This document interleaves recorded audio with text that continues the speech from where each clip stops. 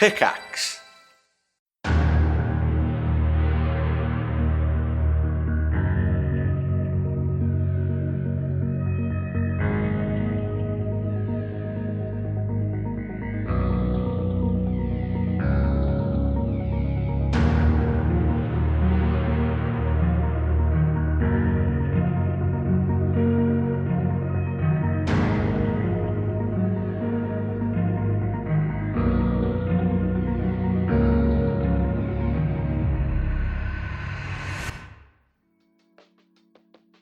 When it comes to TTRPGs, what's stopping you from getting together for a game?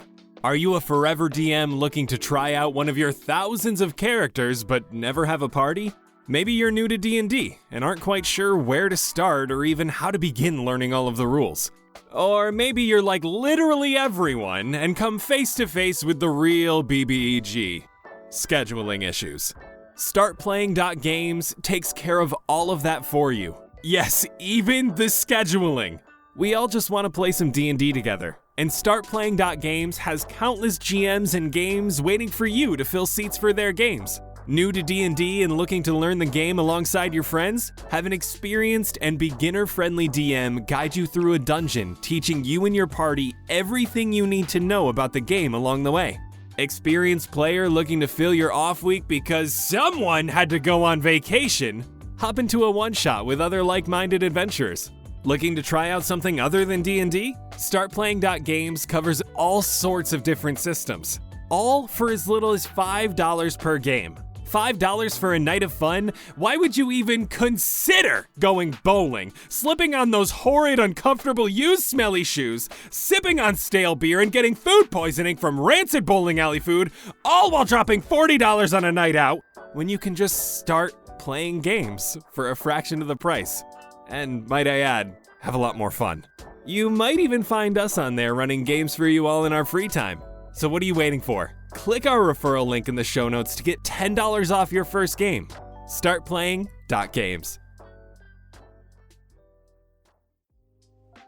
Hello everyone and welcome to Fables of Fendraeya, Arcanum.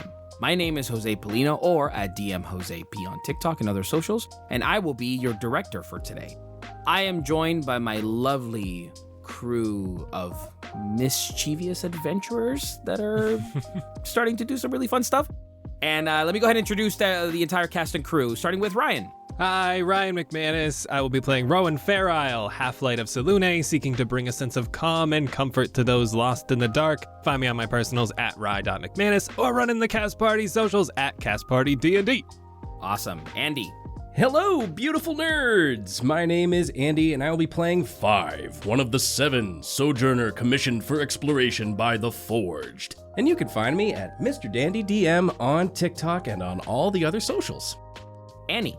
Hello, I'm Annie. I'm playing Rid, Gaslight, Gatekeep, Ghoul Boss.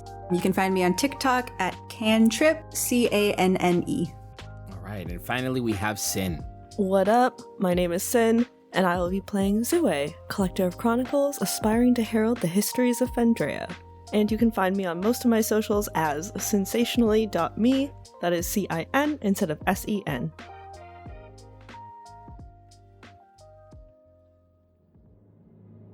Last time we met, our adventuring group of individuals that were sort of joined together out of pure potential alone and interest journeyed to Los Diablos within Fendraeya to retrieve an individual known as Kaimosora Navene. This individual came willingly with you. You decided to fly him back to Yggdrasil, the manor of Sir Ilianas Thorel, who is a archmage, high sort of like ranking member within the Arcanum. Upon arriving at his home, there was a bit of questioning, a bit of back and forth that happened that sort of revealed that whatever Kaimosora did seemed to have been a bit intense, as of course it laid waste and destruction to the entirety of his home plane of existence, Arborea. The Arcanum is looking to not have him and his concord, these mysterious group of other individuals that make up his group, bring those gray wastes to Fendraeya, as it could potentially be incredibly destructive, harmful. With that said, there was a reveal out of pure necessity, it seemed, from Kaimosora that the rest of his concord, or at least some aspects of the concord, they could be possibly hiding in the center, it seems, of the Ironwood Grove. This mysterious, lush green forest jungle of sorts, dividing one portion of Fendraeya from Los Diablos. You all decided to venture there. With much excitement from Ilianas, as he was thrilled that you would be sort of taking this on for the protection of Fendraeya, for the act of pure responsibility alone. We basically pick up at the edge of the forest as you all, through fives, transport via plants. You guys arrive. And for you, Rowan, the last thing that you remember seeing was just as the sort of this opening through the tree out into the Ironwood Grove, the last thing you remember seeing was Ilianas there in his sort of very excited and eager look and demeanor to him. And just as that opening was beginning to close, his face became very serious, turned the other way, and headed back to his mansion. And that is where we pick up, as you all emerge on the edge of the Ironwood Grove. So at this point, what do you all wish to do? So, Zue, you know Ilianas a little bit better than the rest of us. When he says look into something, what exactly does he mean? We're just supposed to wander around this forest until something comes up? Or what are we doing here? Ilianas tends to be someone who believes that you'll know it when you see it. But I do believe, with what Kaimosora has shared with us, that we are going to be finding some other like-minded individuals that work with him. Right. I don't want to make assumptions, but they might be tieflings. I was under the assumption that the grove was untouched. At least that's what I've been told in all the stories I've heard growing up. Knowing that they're here is a little unsettling, but if the stories are true, 5 might not be a bad place for you and your forged. Untapped grove of wonder, close to nature. That is a very good point, Rowan. Believe it or not, I had not considered that. I will say that if Kaimosora and his people are responsible for bringing some form of waste and ruin to areas that are full of life, I don't believe that would fall within Segojan's principles, and it might be within my purview to make sure that those people wither and waste instead. Can you do that? In a manner of speaking, I think we can do that. What is that? 5 goes into some explanation of Segojan Earthcaller. He is a gnome earth deity that specifically deals with not only the things that grow out of the earth, but things that go and are present beneath the earth as well. 5 is very open that he does not personally worship Segojan, as it is a gnome deity. The principles that are sort of found within worship of Segojan was something that was imparted to 5 by his gnome master creator, Rosie Springbraid. She was also the one that gifted me this, and he holds up the sickle. Well, it's in our best interest then to get them out of the grove so they don't taint any more of the land there. That is actually a question that I have. Are we going in there to exterminate and rid the land Present. of this blight?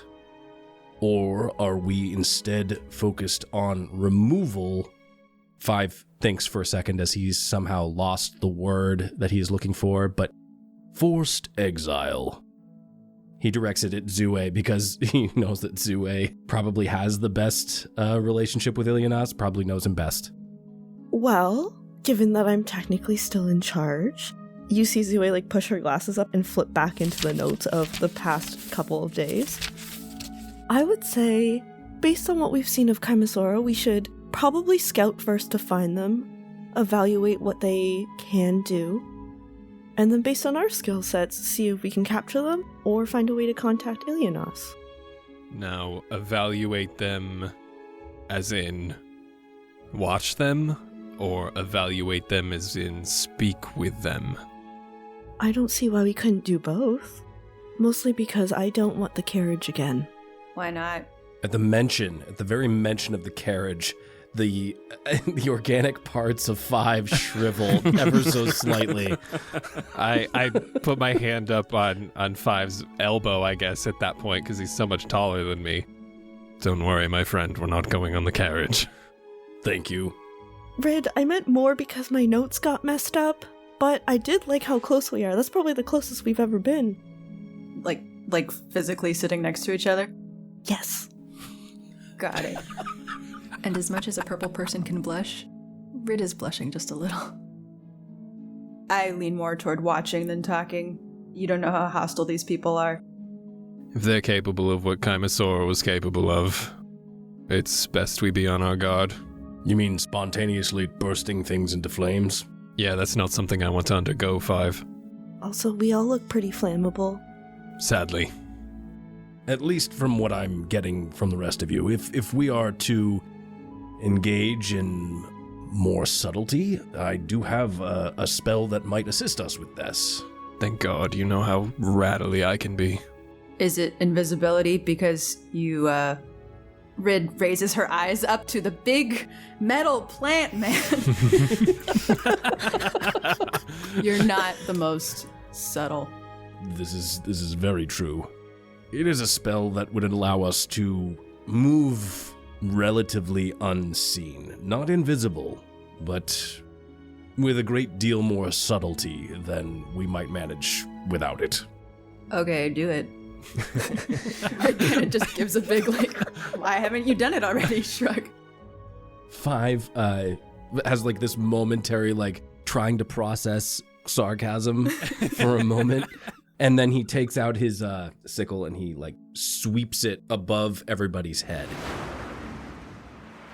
And he will cast Pass Without a Trace. What's the duration of Pass Without a Trace, Andy? Concentration, it lasts for 1 hour.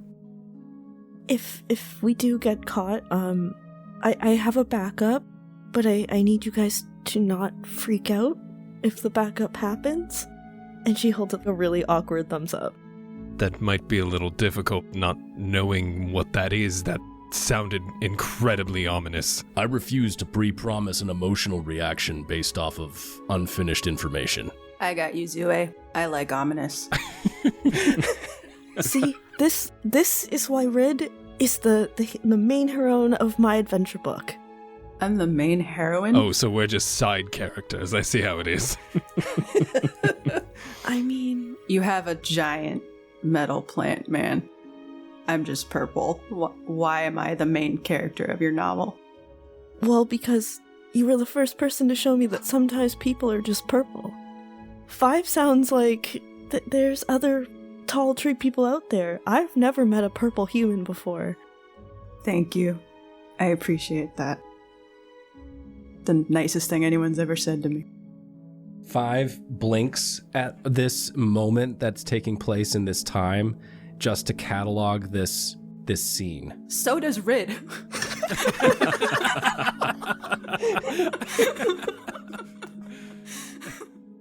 So you see Zue start flipping back to earlier pages in her book, and she's gonna like flip it so it faces Rowan and Five and Rid, but not so much to Rid because she knows that Rid trusts her.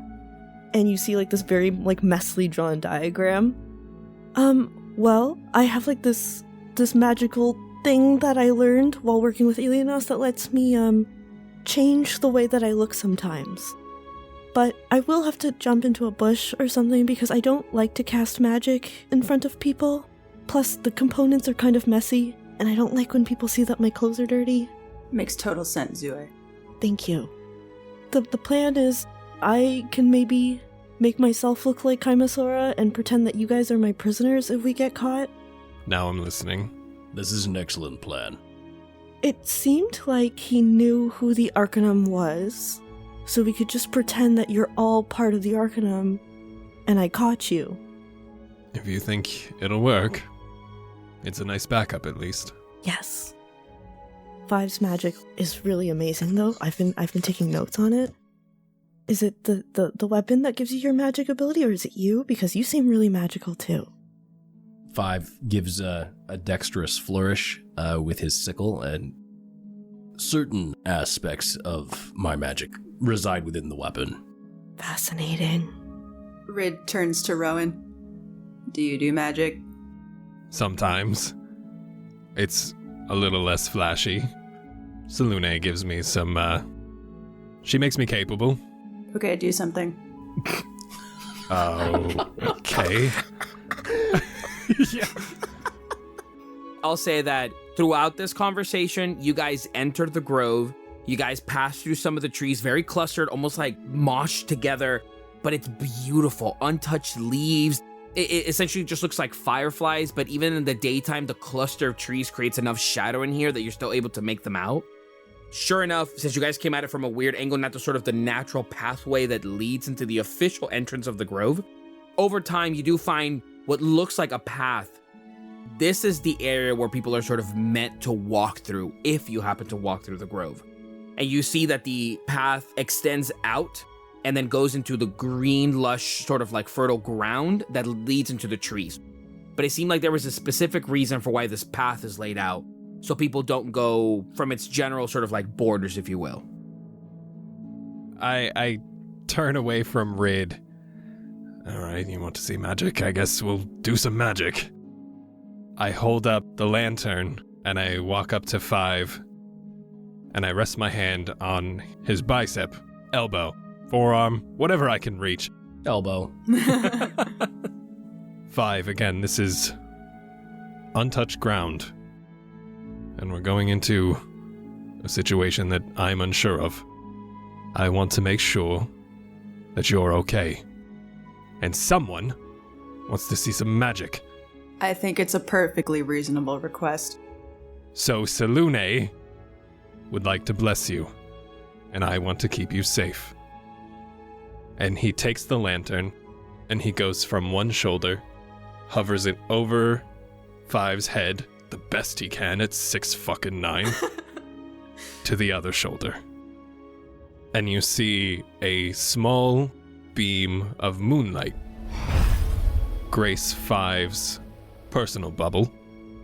Little flickers of blue stars start wandering about around him. And I will be casting Warding Bond on 5. 5, you have a +1 to AC and saving throws, resistance to all damage, but also all the damage you take, I take as well. Oh, damn. And for a faint second, the moonlight bathes his shoulders and gives him a pale blue outline as it washes down his body, and the stars slowly start to fade. How was that? That's dope as hell. Thank you. And for you 5, when you look at Rowan as he is doing this, you can't help but look at his eyes. And his eyes, the pupils themselves, look like a full moon. You can definitely discern that they are different from a pupil, as you can even see like texture in the pupil. Every now and then it's just like a slight blue. You guys walk through the natural form pathway. It honestly seems unlike anything you've actually heard of the Ironwood Grove. It seems like this place was meant to be explored, meant to be walked around. And we've talked about it, but Rowan and Rid, you would know more of like, people have come to the Ironwood Grove. It's not that it is completely untouched, but what the Ironwood Grove is kind of like through rumors and questionable sources, a lot of people have different experiences when they're within the grove. Nobody manages to stay longer than a night. Everybody who comes in here comes in, maybe does a bit of research, goes and paints a lot of beautiful Fendraeyan artwork by amazing, talented artists, is all depictions of the Ironwood Grove and the mystery that lies within, right? So it's a lot of a sort of expressionistic art that comes from it. So with that, it sort of creates the feeling of the unexplored. But it is a beautiful place. The sun shines right through the leaves. The amount of lush life that is within this forest is unlike anything else you've seen. And for you 5, you almost question if the rest of this group can see it just as lush as you are. And sure enough, you're all looking at the exact same thing. What is the humidity like in the Ironwood Grove? Slight humidity, nothing too uncomfortable. Every now and then you get a nice sort of like gust of wind that comes through that chills the humidity as it's pressed up against bodies. And to your extent, whatever form you feel that would affect 5. 5's organic side, which was like a dark brown because of traveling in Los Diablos, moving through this new environment, this new ecosystem, his organic side goes from a deep, dark, brittle brown to a vibrant green, almost like a yew sapling or almost like a young bamboo texture. It's like you look and it's just now rejuvenated, full of life within 5. You guys walk about an hour, 2 hours. Seems like a straight path that doesn't waver. And you walk and you walk. Rid, make a survival check for me. Oh, fun. Oh, it's an 18. As you're all walking, it's more of who it comes to first. You're all very smart individuals on your own. But Rid, as you're walking, all of a sudden you're like, we have been walking for hours. And not a single ounce of anything has changed. You recognize that bark, you recognize that branch, you recognize that stump, you recognize that rock. It feels now that you're almost like walking through the same space over and over and over again. Okay, we have passed that stump like 40 times. I feel like I should name it because I've seen it so many times. If one of you is doing magic, can you stop now because you made your point? I don't think any of us are doing magic. Well, then can the person who's doing magic stop, please? Says Rid to like the greater environment. Are you saying we're just going in circles? Circles, an endless straight line, whatever it is, it's the same stump. I think his name is Herman. We have passed Herman like 40 times. Rid is specifically pointing out a singular stump, and the stump's name is Herman. Can I cast Fairy Fire on Herman? And that way we can sort of determine, without a shadow of a doubt, whether it is the same stump that we've passed or if it's just a very similar looking stump. Each object in a 20-foot cube within range is outlined in blue, green, or violet light. Any creature in the area when the spell is cast is also outlined in light if it fails a dexterity saving throw. For the duration, objects and affected creatures shed dim light in a 10-foot radius. Herman is not a creature, so he doesn't need to make a dexterity saving throw. Unless. What's the DC? What? Excuse me? What? Dex 15. You cast the spell. You just see a stump. Just a piece of wood, and just naturally you can see where it's been broken off or cut off with some slight branches. But there's something within that finds your hand tugged as it makes a connection with a creature. And all of a sudden you see the stump, it begins to glow in this like greenish light. And from the stump, 2 arms and 2 legs. And almost like a weird dog of sorts. No face, no nothing. The stump has these naturally formed wooden arms and wooden legs that walks and stops in the path in front of all of you. I look over at Rid. You just had to name it, didn't you? It's Herman. Rid, like nothing has phased Rid so far. Like the carriage did not phase Rid. Being however many feet in the air did not phase Rid. Rid is thrilled at this stump dog. And when it gets into the path, you watch as it turns in the opposite way, and it goes in the way in which you were coming from. It begins to walk. Almost like a weird crawl as you watch the stump in the middle of the forest just walk away from you. and going in the path that you came from. Like a child chasing like a party princess, Rid's gonna follow the stump. Zue, incredibly fascinated, is also going to follow the stump, no thought. Oh, god damn it. Just to be clear, and for flavoring, the fairy fire alternates in color, and it goes through all of the many different colors of the rainbow, or any possible colors on the spectrum, just sort of illuminating as this little thing just trots off, followed very closely by Rid. You watch as Zue and Rid take off and just begin following the stump, who is moving at a general pace. And Rowan and Five, you're kind of standing back as you see them. And in that moment, Rowan and Five, as you're looking, and more because Rid and Zue pick up on it first, Herman turns left. And you see a pathway that just forms. Oh. And you watch as all of the green ground and moss just separate off to the side. And Herman keeps on walking through. At this point, is Five able to determine that this is a particular kind of beast? Make an intelligence check or make a investigation check. That is a 15 plus my modifier, so 16. It has to be a creature. It's not a creature you've ever heard or seen.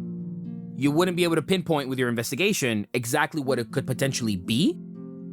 However, it does seem to be sentient, and it does seem to maybe have some, maybe touch of magic to it.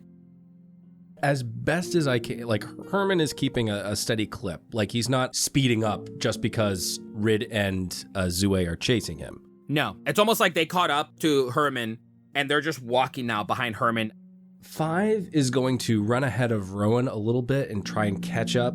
And the moment he gets close enough with his reach, he's going to sort of reach past Zue and Rid and just gently touch the back of Herman's back.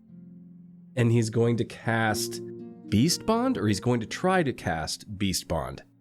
So with Beast Bond, you establish a telepathic link with one beast you touch that is friendly to you or charmed by you. The spell fails if the beast's intelligence is 4 or higher. Until the spell ends, the link is active while you and the beast are within line of sight of each other. It fails if its intelligence is 4 or higher? 4 or higher. Oh yeah, so it fails. Okay, well, we've established one thing. Rid looks at the large hand that has protruded past her. What are you doing to Herman? Nothing. It's just a very smart stump. That's all. I mean, yeah, it grew legs. I don't know if it grew legs. I think it just has legs, Zue. I'm sorry, who's taking notes? Fair. Are we set on the name Herman? Yes, I think it's more of an Edgar, personally. it's Herman. Herman, where are you going? Doesn't seem to really acknowledge you, but I'll say at that point, Five, you did touch its back, right? To even be able to cast the spell, right? I did, and it's both spells are concentration spells, both Fairy Fire and Beast Bond. The moment I cast Beast Bond, Fairy Fire clicks out. So he's no longer the colors of the rainbow. He's just a stump. But I'll say that the minute that you put your hand on top of Herman, the stump stopped. And the stump just kind of stands with Five's hand on its back, unmoving. Just like an actual stump. Maybe you should let Herman go where he wants to. Five removes his hand. The arms and the legs coil in. And the stump just kind of like rolls slightly. What happened? Did he die? 5 broke Herman. You all look at essentially the stump now missing its legs, and you hear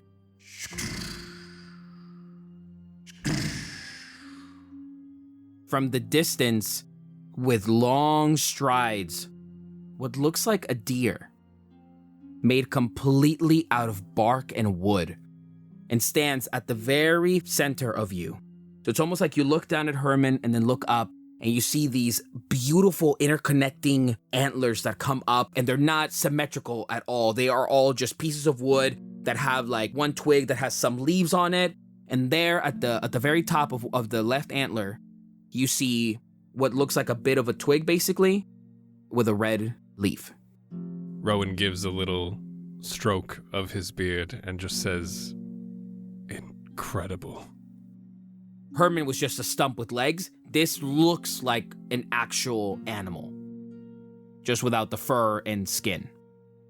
Can I roll an insight check on the bark deer What are you insight checking? to see what their general opinion of this group of people around a... This is hard to explain. Potential offspring? Potential offspring? Yeah, there we go. Potential offspring. Potential stump spring. 15 plus my insight, which is +4, so 19.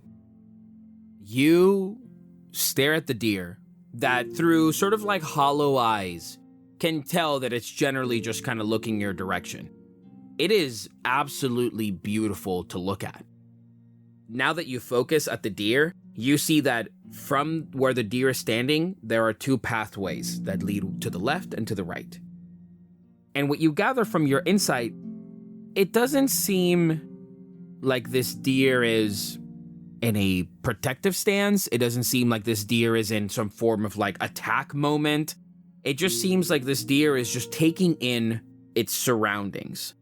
And you happen to be in its surroundings. And every now and then you watch as the deer look down, looks to Rid, looks to Zue, Rowan, back to you, 5. And then from the back you hear tick, tick, tick, as two small fawns come behind. Tick, tick, tick, tick, tick. They even fumble with their steps, but you watch as the deer look down, and again these beautiful antlers come down, very gracefully touches what looks like the mouth, the snout area, to the baby, and then walks to the right with the two smaller baby deer following. Now, the baby deer was still made of the same, like, wood and such, right? Yep. Huh. Seeing all of this, Zue is going to crouch down, planted on her feet, with her knees bent, and just kind of gently pat the stump that was Herman to see if anything happens. The arms pop up again, but now it's on its back, so now it looks like a turtle that is just on its back. Oh no! As the stump begins to sway back and forth. Can I help Herman? You lift Herman, who has a bit of weight to them, flop it back on what looks like it's the right posture, and now walks a little bit sort of like scurried in the same path as the deer. Oh, thank God. Herman, are you okay? The stump is basically just now scurrying a little bit faster in the direction of the deer, doesn't seem to acknowledge you that much. I'm not waiting, and I just start walking, speed walking and writing. Oh god, okay, but what if the left path, we didn't weigh any options? Herman says the right path. It's the right path. Rid follows Zue. Okay. So you all venture now, you follow right. As at this point now, even from when you turn left from Herman's direction and then now turn right in the pathways, now you begin to see that the forest now has a bit of difference to it.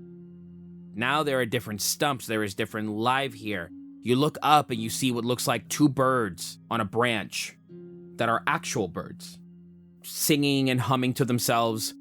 And that lets you know that, like, okay, well, maybe perhaps we're getting somewhere. Now I'm starting to see things that I wasn't picking up on before. Every now and then you swear that you feel something for your peripheral just move slightly. Passive perceptions from everybody?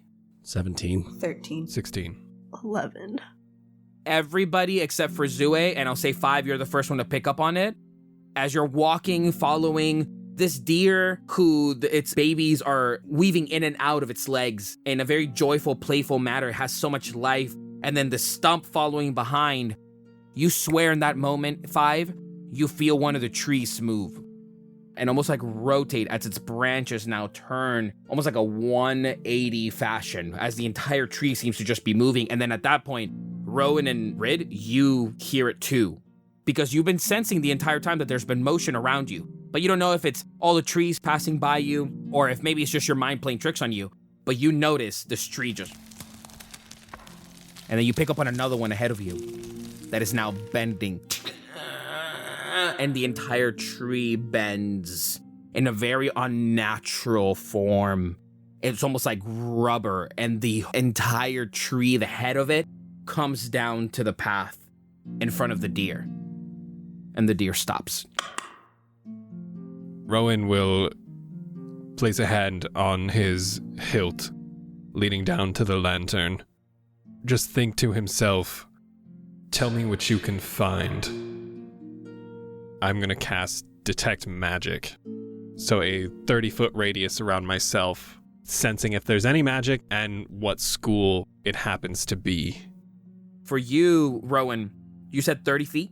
Yes, 30-foot radius centered around myself. I figured just as we're walking, I can have it up for 10 minutes.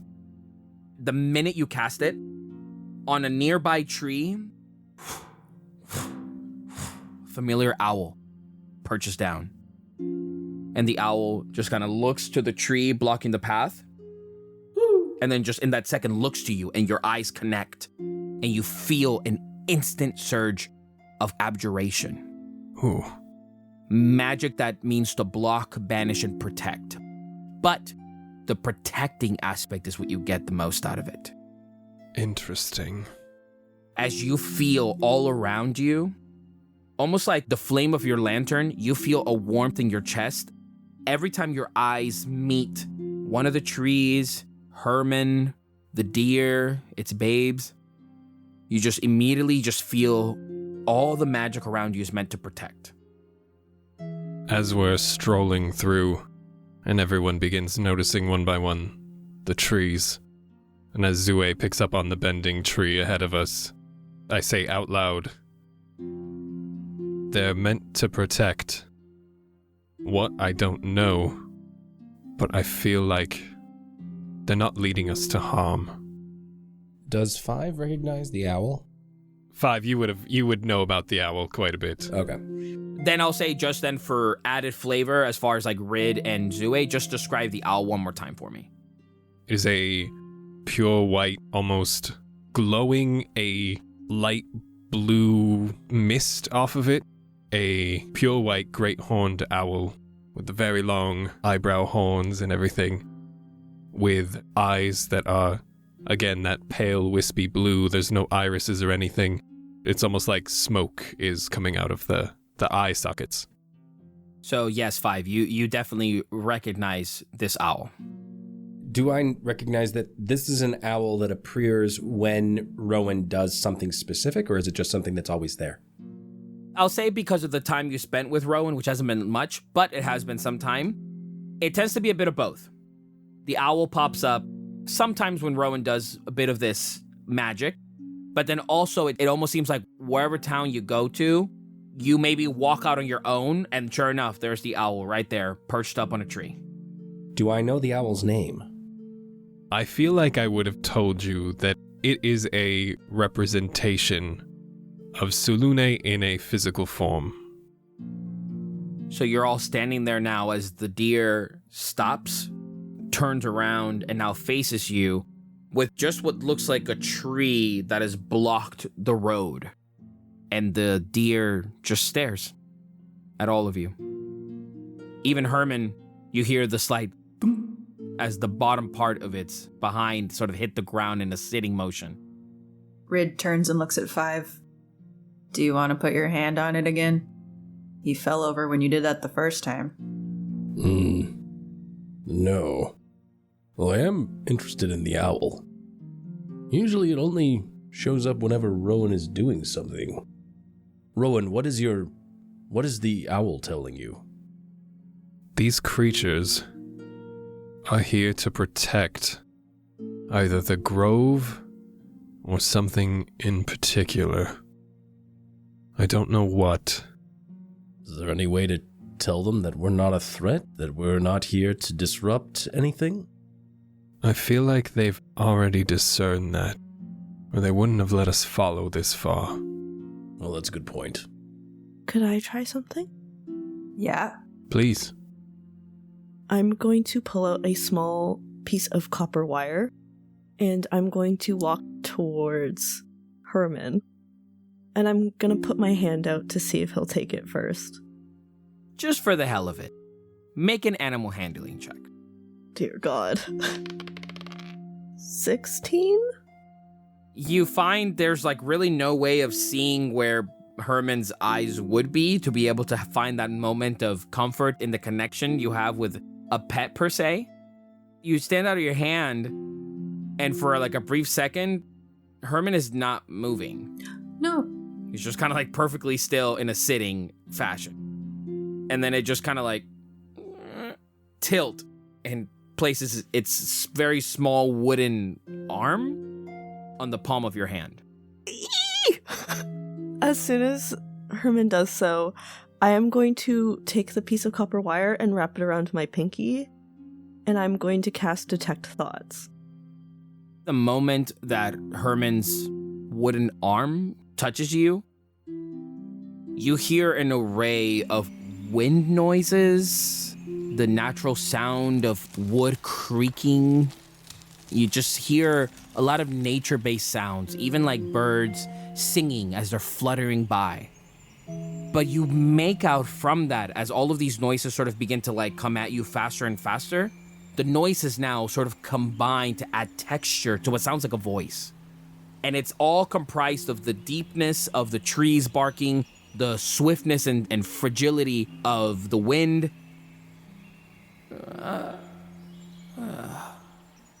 To the tree must take, get to safely.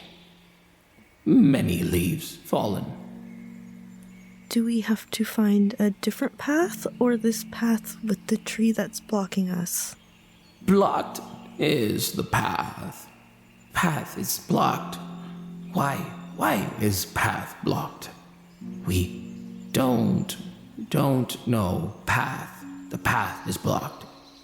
Now it's a thing where Herman is kind of like repeating this over and over again, and you gather that it seems like Herman is trying to figure out why the path could be blocked. Can I try and shift the focus then to the tree? Within the distance, you sort of like narrow in on the tree, and you guys watch as Zuek, her attention shifts from Herman over to the tree that is still just unnaturally bent, blocking the path. Again, now a much deeper, more ancient sound. Wind passing by at an alarming speed. The creaking of wood that has so much texture in years. You feel it. You almost, for a brief second, almost like smell the freshness of what it is to be at the Grove. And you hear...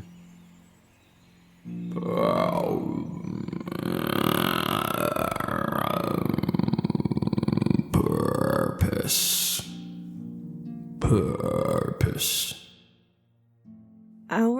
Our purpose? Zue's asking all these out loud. You don't hear anything, but the deer looks to you and goes, just nods its head slightly. I turn really quickly to everyone else.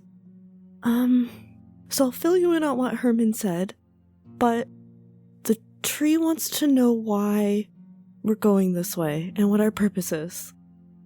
Well, I think you of all people are one to speak on that. I mean, I feel like we all came here for different reasons, so I didn't want to speak for everyone unless we had one answer that we could give together. I'm not quite sure what the tree wants. I mean, for the betterment of Fendraeya, right? I feel like that's a pretty safe answer. Make a persuasion check for me, Rid, with advantage. My best skill. It's an 11 with advantage, sadly. The deer cocks its head to you. Herman, the stump, shifts its body in your direction. And then 5, you immediately hear from behind you. Well, then that's all we need. As a body shoots out. Embedded into the actual stump, a humanoid figure comprised of tree, bark, and stump. And you see what looks like a shifted face comprised of 2 little small eyes, a mouth of sorts that seems to be kind of detached from the central portion, 2 arms that come out in a wooden tree branch fashion, and then a sort of head or hair that is still just trunk, but comes up to give it some form of like design that you can make out where all of its portions are, and stands behind you as it says that, standing at the Grove. And it looks to you, Rid. Do you speak truly? Do all of you? share in this goal. That is why we're here. It looks to you, Five, and walks. Very unnatural sort of way that it's moving. Doesn't seem to be a creature that maybe is on his feet too much, but it still manages to get across. And as it arrives, it extends its hand that is just fingers of sorts, but just branches that still come out to even smaller and more sort of like prominent little twigs and such. And it doesn't place its hand on your chest, but places it close. Do you believe that? Five extends his hand to meet this creature's. As he does this, the moment that their quote-unquote fingers touch, he casts Druidcraft, which instantly makes flowers blossom off of the surface of Five's fingertips, but also the appendage that this creature has. Without using words, Five is basically saying that this is true, and this is sort of his way of showing a kindness or blessing. You make these flowers blossom and bloom, and the creature, still interlocked sort of fingers with you, then looks to you and goes, very well. As a bird perches itself on your shoulder. Follow me. And you watch as the tree come back up again, and the deer and the two sort of babies keep running now. Herman gets up as this creature now stands there, and you watch as the creature extend his hand out towards the tree where it came from. Doesn't even break, but just kind of like naturally pulls what looks like a small cane and begins to walk. And now that you can sort of focus as the tree has moved out of the way, you see a cluster of trees directly ahead of you where the pathway sort of seems to stop. But it is a good couple of feet away from you. Five, just to sort of like an increase of good faith and gesture towards this creature, this humanoid tree creature, he is going to go into a wild-shaped form and take the form of what can best be described as a metallic deer. It's like Optimus Prime. He just sort of transforms into a metallic deer. And walks in step with the bark deer. As you come closer to this creature, the creature looks to you and raises a hand, almost as if asking if it can use your back for support. Yeah. Places his hand on your back, and now with the cane sort of begins to find its footing a little bit better and walks forward. Zue's likely going to be at the back writing all of this down, but I'm also going to lean towards Rowan. You didn't tell me he could do that. I couldn't tell you he could do that. I thought you were friends. We are. I've never seen him do that before. Huh, okay. And as I see him go into this deer form, I just shake my head and start walking forward. Rid has also been watching the two weird deer and tries to find a place between equidistant from Five and Rowan and Zue, and just kind of mumbles to herself, "Behave yourself," before she starts walking. As you guys now continue moving forward, you see the pathway, which was sort of like a very impacted sort of like dirt road, if you will, with the greenery of the forest that came on its edges. Now you begin to see on the floor that there are leaves. And there's one, there's two, there's a brown leaf that has a bit of a crunch to it as you step on it. There is now more and more leaves begin to become a little bit more present to you. As you get closer now to this cluster of trees, as you get closer, the entire pathway is covered in leaves. And you can't even see the path anymore. As the deer stop and look back. We've arrived. If what you say is true, then I have led you to the right place. Fendraeya is connected through life itself. It is a beating heart that all of us are entwined with. There is a darkness on this world. I have felt it. I hope you can save us from what lies ahead. You watch as the deer sort of like turn its head towards the creature, this tree-like creature. Perhaps I'm a bit dramatic. There are a lot of mysteries Fendraeya has still chosen to not reveal to us. This, however, it's his newest mystery. Arrived but a couple of moons ago. What exactly is it that we need to protect you from? The creature extends his hand towards the cluster of trees and says, "The unknown." And you watch as the trees all lift up as you see hands from what looks like treants crash onto the floor. And these trees now begin to get up and rise. And you see all forms of different trunks, what looks like eyes and noses, and all of these ancient creatures rise in unison. The ground begins to shake underneath you as they all stand and begin to shift out of position, bumping into one another, struggling to walk. For the first time, all of you are seeing treants. These ancient, sentient, historical beings. And within a moment, you watch as they all sort of disperse. And there, past the leaves that were covering the path, you see the path continue into what looks like an autumn forest. No green in this portion of the forest. It looks like a smaller grove. What looks like perhaps could be a center of sorts. And you see there orange, red trees, all just living in a beautiful array of natural colors. The creature looks to you all and says, "That ahead is the unknown. The grove has never seen anything like it. For the betterment of Fendraeya, I agree. We all look to Fendraeya as a home." Now, when you look up, treants rising high above the ground, looking down at all of you. And there's like 10, 20 maybe, all around you. Looking up in astonishment, just one by one. Home is not something I want to disrupt. Do you know what lies down there? Is it decay? Is it beings? Or just uncharted parts of the grove? As you ask that, Rowan, this creature looks to you. And just as it goes to speak, it catches Zue. "They tried looking, but we didn't believe their intention." The Arcanum. If that's what they call themselves.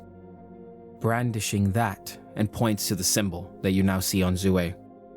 "We didn't believe their hearts were true enough to help us with this unknown. But perhaps you," and now looks directly at you, Rowan, "you can answer some questions as to why, in the presence of life, can there be so much death?" It's a balance. Life and death. Just like day and night. Light and dark. You can't have one without the other. It's inevitable. We don't want to die. And we'll do everything in our power to make sure that we keep you, your creatures, your family safe. But it does come for us all. At the mention of life and death being a balance, Rid visibly shifts uncomfortably. The creature looks to you, Rowan, and says, "This is true. But what lies ahead?" And turns. And now you just feel a cold, chilling air pass through you that sends slight shivers down your spine. And the leaves rustle onto the floor. That is an unknown form of life. The creature now turns and begins to make their way back, the pathway in which you came from. The deer turns and journeys into the forest. and the stump, Herman, and it becomes a stump again. Just sort of like rolls onto the floor. But the treants, they remain, opening this pathway for you all. You said unknown life? I'll say as this individual is walking away, it just kind of turns to you and goes, "That is correct. I do not find its connection to me," and just walks away. I'm gonna close my book and start pacing towards this unknown life. Rid lets out a big sigh and is like, "Would you please let me?" Then she takes out her rapier and just starts jogging to catch up with her very eager friend. I look up at 5. The grove has spoken, I suppose. 5 doesn't say anything. Oh, right, you're a deer. I'm a deer. Well, after you, friend. 5 jauntily starts to do the Bambi trot towards Zue and Rid. I'll pull out the shield and unhitch the lantern and follow everyone from the back. You guys now begin to walk past the leaves that are still adorning the entire ground. As you enter now, walking past the treants, you can't help but feel their gaze turn as you guys make your way through the pathway for the first time. And as you stumble inside, you see a clearing that is just covered in leaves. And in the center, you see what looks like a pile of leaves, but a very high pile of leaves. And all around you, you now see shining off of your shield, your armor, anything, even the light beaming off your eyes. It is that autumn-like color of oranges and browns and slight greens and reds from all of the trees around you. Not a single vibrant green tree was here. And as you all step through into the clearing, the treants, they sort of like shift again, kind of hurriedly, and they sit, shakes the ground as you all sort of like tremble for a second. And before you know it, within a couple of minutes, the trees are still and quiet. And a breeze passes through, it picks up leaves, and there in the center of this mountain of leaves, you see the very top of it, some of the leaves fly off, and you see a branch slightly sticking out. Does this look like it's normal for it? Or does it look kind of sick? Make a nature check for me. How's a 3 with a nat 1 do ya? You wouldn't be able to tell. What's hard about it is that even in such a contrast from the rest of the grove, this part of it still seems very much alive. There is a good amount of beautiful color and texture and feel to all of the leaves and the trunks, but it is a bit concerning to see so many leaves on the floor or on the ground. Rid turns to 5. It's nature. That's you, right? That's your whole thing. Is Rid gesturing at the discoloration and the random branch sticking out? Just the leaf mountain with the branch sticking out. Hearing Rid address him, 5 suddenly begins to transform and revert back to his normal state. As my background as gardener, I have advantage on any investigation checks regarding plants. So it'd be a nature check. So 19 plus 4, that is 23. 5 reverts back to his normal state. Here's what Rid is saying to him. Sort of nods in recognition. Also, he has this super proud moment of just the idea that she realizes that nature is his thing. And he's just like, oh, I feel seen. And he starts to sort of circumnavigate the leaf pile. But he's giving very close attention to this sort of ominous branch that's sticking out of the center of it. And as you look at it, 5, you carefully begin to sort of like see all of the connections between what life really is, this nature, this naturally blossoming gift.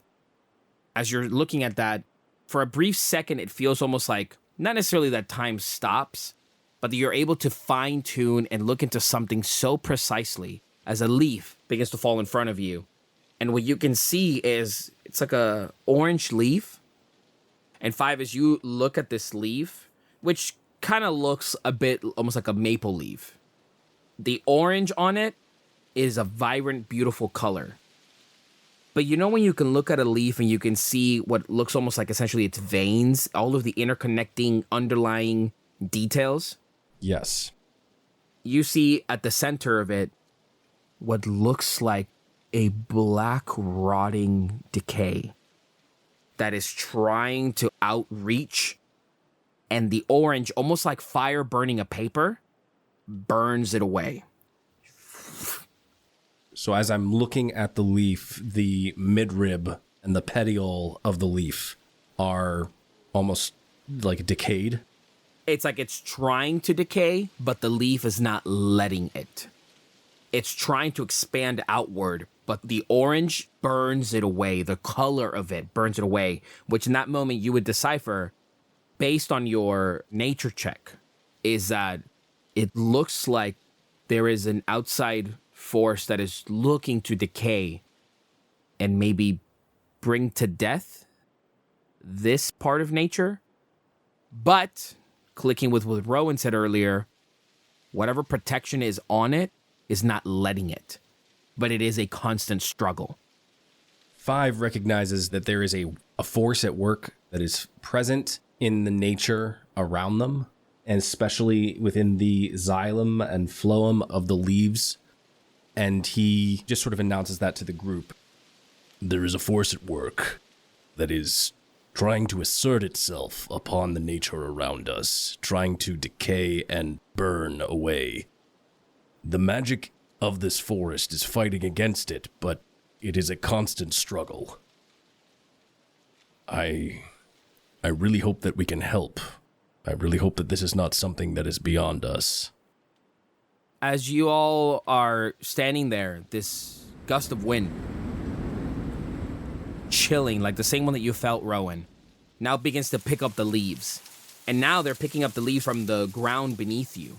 They now begin to swirl and just sort of like whirlwind away to reveal what looks like a skeleton foot.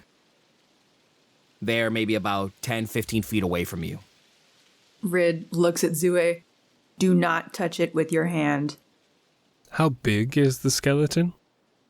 You really can't see. You can only just see what looks like the bones that are cracked that make up maybe the calf. And the foot that is just at an unnatural sort of angle.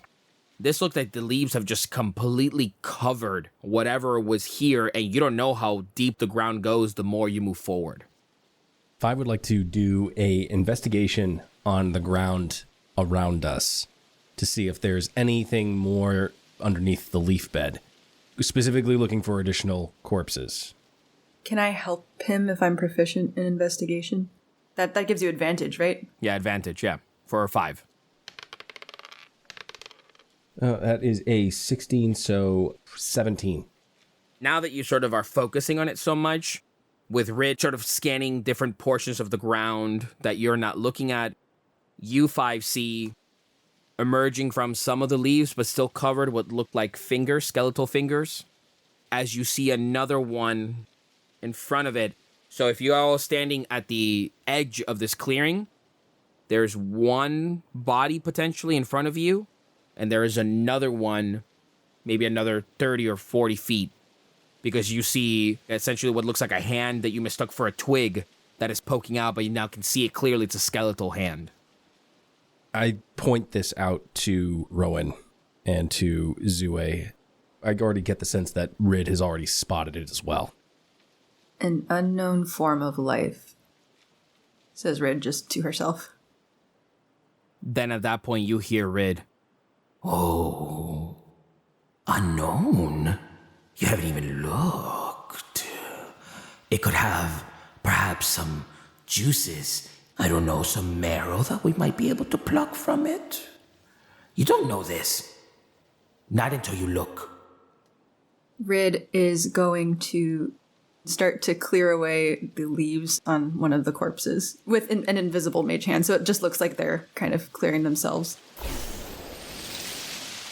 Sure enough, Rid, over time you see what looks like a longer bone, perhaps of the thigh that leads into the hip bone, bits of fabric that are now just tattered, torn asunder all around this individual that just looks like a scorched mark around it. And there, at the end of it, you just see what looks essentially like a skeleton that is reaching out with its just head cocked on the floor, legs sort of like turned, broken, one arm just in an unnatural fashion, and what looks like 2 preserved horns that come up in a very elegant fashion. When Rid sees that, she'll direct her attention to the other corpse and start clearing that one away too, with a feeling she knows what she's going to find.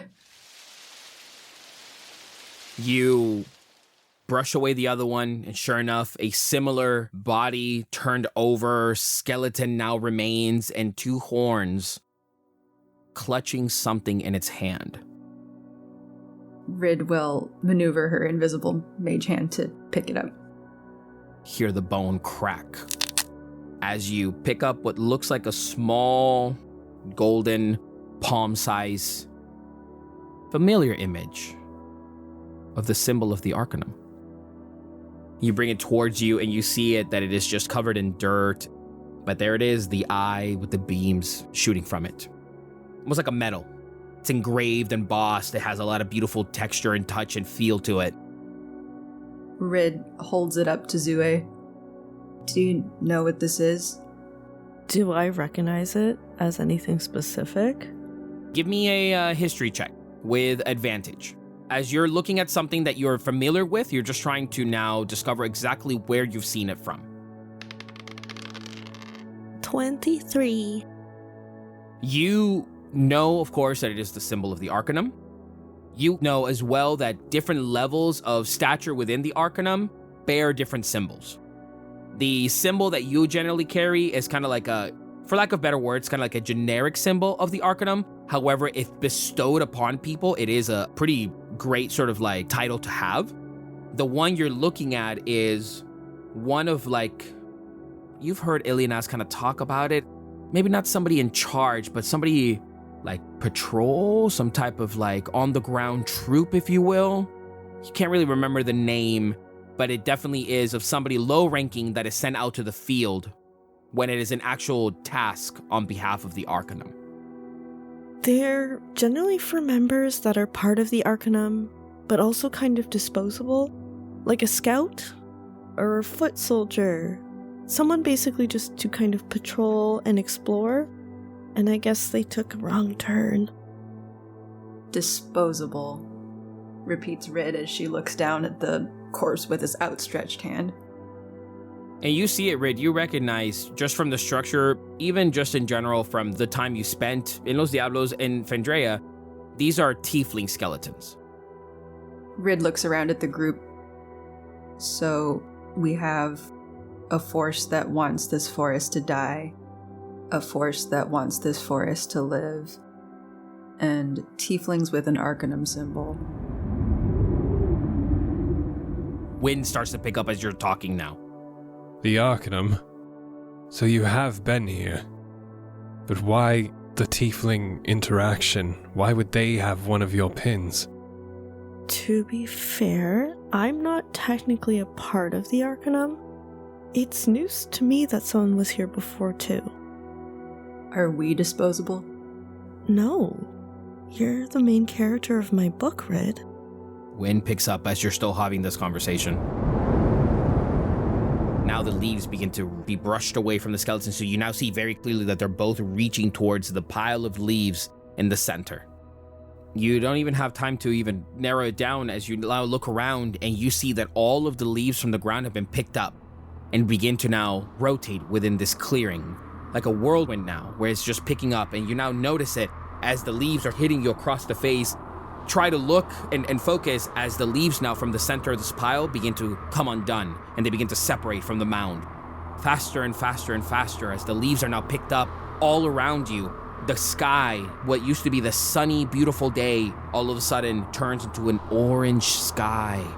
And you hear the sound of breath, the sound of like something standing just right behind you. I need you guys to make a wisdom saving throw for me. Oh, Jesus. God damn it. As the mound of leaves in the center unveils, and you see there in a small sort of portion of land what looks like wet ground around it. Even though there is no water source around, there is this unnaturally formed tree trunk that is brown and gray and slightly decaying, that branches out at a almost like a 45-degree angle, that is just twisting and gnarled within itself, and it begins to be revealed. Got a 19. 21. An 8. A 1. Rowan and 5, you guys are standing there just sort of looking at this tree trunk that is just revealed, and the white ash on it almost glows, and it looks like a beacon of sorts. And then what catches your eye is Zue. You begin to walk towards it. And Rid, you hear, Our cries have gone unnoticed for so long. For who do we turn to if not the ones gazing upon our decay? and you feel this instinctive pull to it as you begin to now get closer and closer, and the voices sound familiar and friendly and inviting and warm. You want to reach out as you watch now. Five and Rowan, Rid and Zue are within feet away from the tree. I grab Rid. You grab her. Five, make a strength check, and then Rid, contest that for me. I got a 15. You got a 15? I got a 15. What does that mean? What's your strength mod? -1. Okay, I'm a 0. Wow. Five, you reach out and you grab Rid. Rid, all of a sudden you feel you're being tugged and pulled, but you still hear the voices. But as you're being pulled now, you hear them louder. We grow hungry. We grow tired. We cannot bear all this sadness. Come to us. Come now. Rowan, you watch as Zue reaches the tree trunk. And Zue, you raise your hand and you touch the trunk. And Zue vanishes. They need help. You have to let me go. What are you doing? You hear in your head, Rid. He cannot hold you. He cannot keep you. We must go. We have to answer. What lies beyond? I want to know. I need you to make an attack towards Five. Oh no! And now those voices, plus the voice in your head, are crying to you. Please. It's okay. It's a crit fail. Five, you see as Rid extends her hand with the rapier and goes to attack you. You move out of the way. You feel the blade coming with a good amount of force. But you look now at Rid, and Rid's eyes have this like gray, smoky look to them. Not using my sickle at all, but I'm gesturing with it at the leaves and the glowing branches. I'm going to cast Erupting Earth, centering it on the tree. Rowan, while we're doing this, can you roll a wisdom saving throw while looking up the stats for an owl, please? Son of a bitch. Oh my god. For you, Five, when you cast that spell, you hear all around you voices. Child of the Validite, you hold strong, but the ground could not sustain this. Don't give in to this. You must listen. As the trees around you seem to be speaking to you, crying out for help. Not the tree stump in the center, this trunk, this unnatural, gnarled tree trunk. It is the tree around you are begging to you to stop. Rowan, what did you roll? 4. As you're standing there, Rowan, looking, and in that brief second watching as Five and the wind and everything still happening, Rid just lashing out. As your gaze comes back to the trunk, you see your owl. And as it comes in contact with the tree, it vanishes. Just as the ground around it, in a perfect circle, cracks and breaks, splintering all over. And this gray smoke begins to emit from the ground. Rowan fights through the erupting earth and just beelines it straight to the tree. No, Rowan. Takes you a second as you're finding your footing. You, Rid, watch as Rowan, fumbling and moving around the jagged formations of the ground. And you raise your hand, Rowan, and just as you go to touch the stump, you hear a voice in your head, which you recognize as you've heard time and time again. Be careful, my child. And you vanish with it. Rid looks at Five with desperate, pleading eyes. Zue knows. Rowan knows. Why don't you know? We have to help them. What are you doing? Out of everybody in this group, Five has the least amount of a relationship with Rid. He has just seen somebody who he would probably consider to be his best friend if he knew the extent as to what a best friend actually is in this world. He just saw them disappear in front of his face. He saw somebody who he was found to be like charming. They're really nice. He saw them disappear. Now he has in his hand, like holding them back, a person who he's very unsure about, and suddenly is just like has their arm, and he's going to try and take them in the opposite direction, away from the voices, away from the glowing fucking tree. Both of you give me a strength check for you, 5, and then strength saving throw for you, Rid. That's a 1. So a 0 is what I got. I got a 6. You're pulling now more and more. And Rid, as you're stepping further and further, you hear in your head, No, we have to go. We have to. Let me go. Let me. Instead of you, I will try. In that moment, Rid, your wrist breaks. What? Fuck. 5, make an acrobatics check for me. That is a 5 on my acrobatics check. Your fingers, your bones, all of them mushed together as you forced your hand, without your control, out of his grasp. And you hear, Now go, please. Rid, do it. We have to know. Oh, fuck.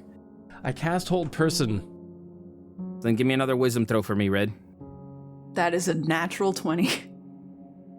5, out of desperation, you now look. Faster and faster the wind and the leaves are spinning around you as your hand is now empty, holding out to Rid.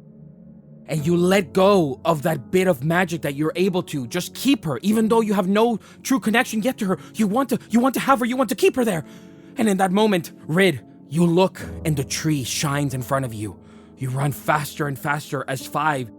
You feel almost the leaves stop, like a hand trying to reach for Rid. And Rid extends her hand and touches it.